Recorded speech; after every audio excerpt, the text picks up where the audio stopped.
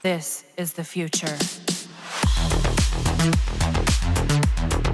It's kind of shocking to me that this Warframe surpassed one of the most meta Warframes for a very long time now.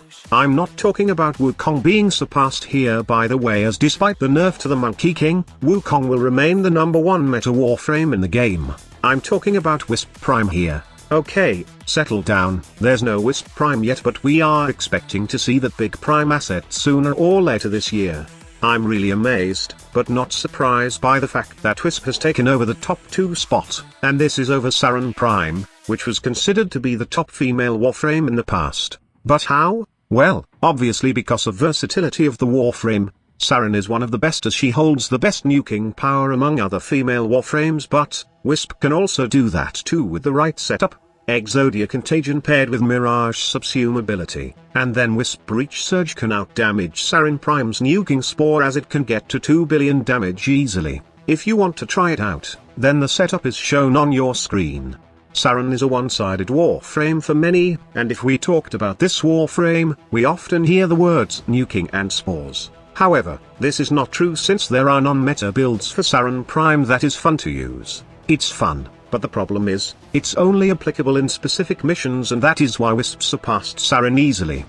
The Warframe is built different, and while taking a look at her abilities, you will only see simple abilities and nothing fancy. However, the application is tremendously beneficial not just for the Warframe, but for other players in a team composition.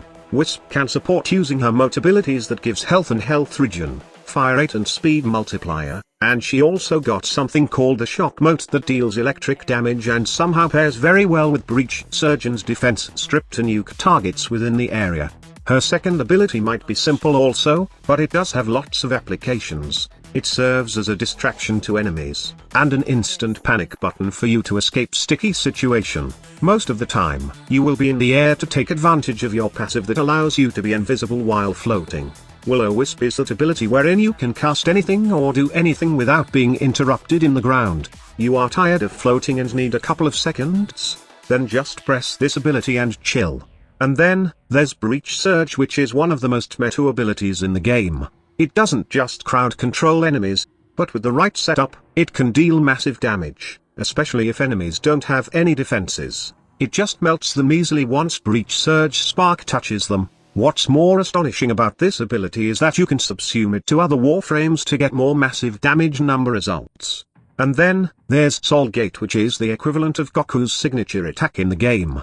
It may not see many powerful builds, but it's actually fun to use, especially right now that heat damage is meta. I will be putting a guide on this really soon, but for now, you can get Soul Gates to do tons of damage if you group enemies together, strip their defense, and burn them to death using this ability. The only thing that I don't like about this ability is that you can't use it while in the air. I hope that Digital Extremes will add this feature before Wisp Prime, because it will be fun as hell.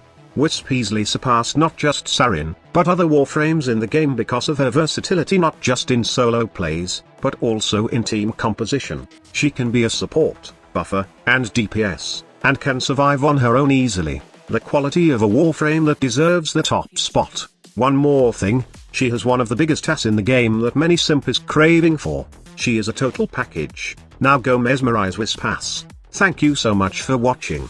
Squad Leader signing off.